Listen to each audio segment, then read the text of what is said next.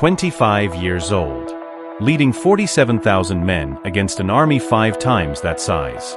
Most commanders would call that suicide. Alexander called it Tuesday. This is the story of how a Macedonian king who wasn't supposed to live past 30 conquered the largest empire the world had ever seen, in a single afternoon. Let me put this in perspective for you. The Persian Empire stretched from Egypt to India. It had ruled for over 2 centuries. It controlled more territory than any nation before it. Its army included soldiers from 46 different nations. And Alexander had been king for only 6 years. But those 6 years had been busy. The year is 331 BC. Alexander has already done the impossible twice. He crossed into Asia with just 35,000 men and defeated a Persian army at the Granicus River. Then he crushed them again at Issus, sending the Persian king Darius III running for his life. But those were border skirmishes, regional armies. Now Alexander is marching into the heart of the empire. And Darius? Darius has had 2 years to prepare. He's assembled the largest army in Persian history. Modern historians estimate anywhere from 100,000 to 250,000 soldiers. Ancient sources claim over 1 million. Either way, the math is insane.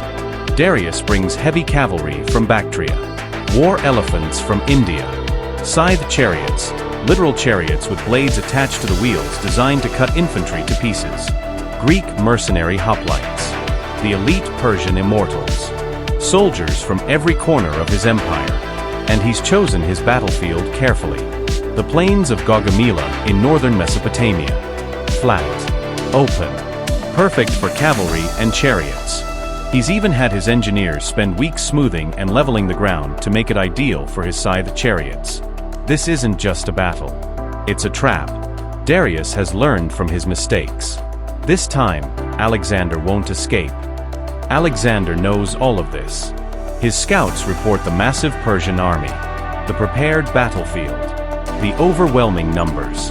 His generals gather for a war council. Some suggest a night attack. Catch the Persians by surprise. Alexander refuses. He's not here to win by tricks. He's here to destroy the Persian Empire so completely that no one will ever question his legitimacy. I will not steal my victory, he says. Think about that mindset. You're outnumbered 5 to 1. Your enemy has prepared the perfect killing ground. And you refuse to use the one tactical advantage you have, surprise, because you want everyone to know you beat them fair and square. That's not confidence. That's something beyond confidence. That's a man who understands that this isn't just about winning a battle. It's about breaking an empire's will to resist. Let me explain why Alexander's army is so deadly. Start with the Macedonian Phalanx. These aren't your typical Greek hoplites with 7-foot spears. Alexander's father Philip II revolutionized infantry warfare by giving his soldiers the sarissa, an 18-foot pike. 18 feet. You can't get close to that. When 10,000 men lock shields and point those pikes forward, you're looking at a forest of spear points 6 ranks deep. It's like trying to charge into a wall of razors. Then you have Alexander's secret weapon, the companion cavalry. These are Macedonian nobles, the best trained heavy cavalry in the world, led by Alexander himself. They don't just fight alongside him. They follow him into the mouth of hell because he's always at the front. Always. When Alexander charges, he's not pointing from behind the lines. He's the tip of the spear. Literally. If you're enjoying this story of impossible odds and tactical genius, hit subscribe. This is Untold Battlefield. We cover the battles that changed history, the warriors who refused to lose, and the strategies that define warfare to this day. Subscribe and let me know in the comments which battle you want to see next. October 1st, 331 BC. Dawn. Both armies can see each other across the plain. The Persians stretch across the horizon, cavalry on both wings, infantry in the center, those terrifying scythed chariots in front, or elephants swaying in the morning sun.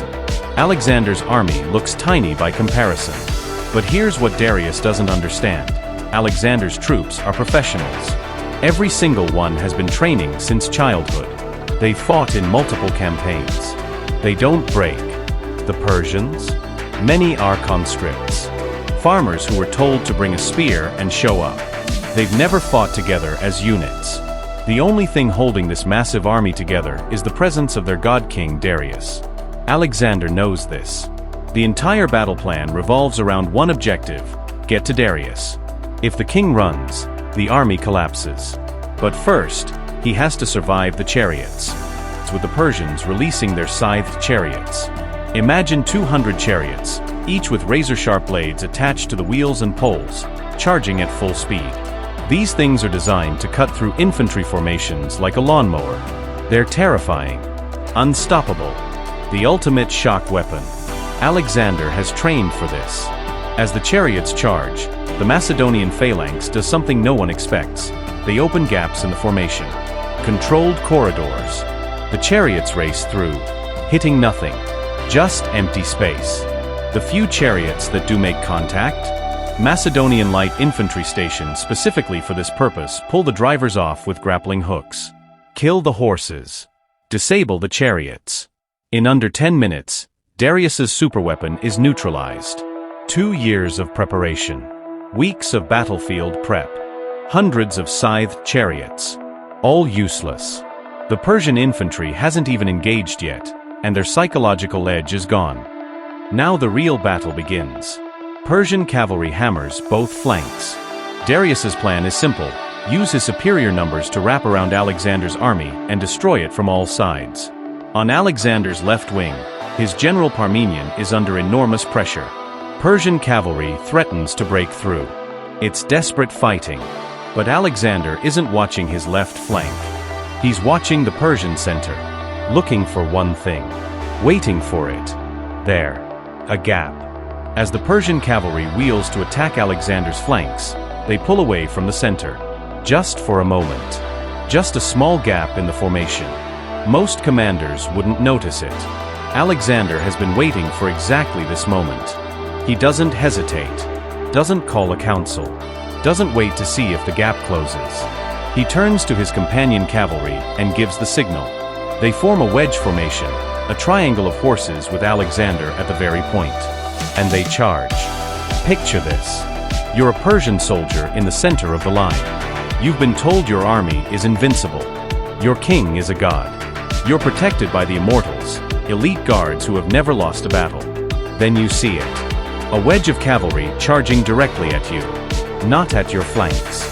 Not at a weak point. Straight through the center of your line. And leading them? A man in ornate armor on a massive black horse. Alexander. The companion cavalry hits the Persian line like a hammer through glass. They're not trying to engage in prolonged combat. They're trying to punch through. To reach one target. Darius. The Persian Immortals try to stop them. These are 10,000 elite guards. The best troops in the Persian army. They've protected Persian kings for generations. They last about 5 minutes. Alexander's cavalry wedge smashes through the Immortals. They're getting closer to Darius. The king can see them coming. Can see Alexander pointing directly at him. And Darius makes a choice that will echo through 2,300 years of history. He runs. Think about what this means. Darius is on a chariot. He's surrounded by his best troops. His army still outnumbers Alexander's. They're not losing yet, but he sees Alexander coming. Sees that unstoppable wedge of cavalry getting closer. And he panics. He turns his chariot around and flees the battlefield. The Persian king, running away. Again. For the second time in 2 years. The moment the Persian soldiers see their king fleeing, it's over. Not slowly. Not gradually. The entire army collapses instantly. Soldiers are throwing down weapons. Officers are shouting orders nobody follows. The massive Persian army, 100,000 plus soldiers, disintegrates into a mob of people trying to escape. Alexander wants to pursue Darius. To capture the king and end this war today.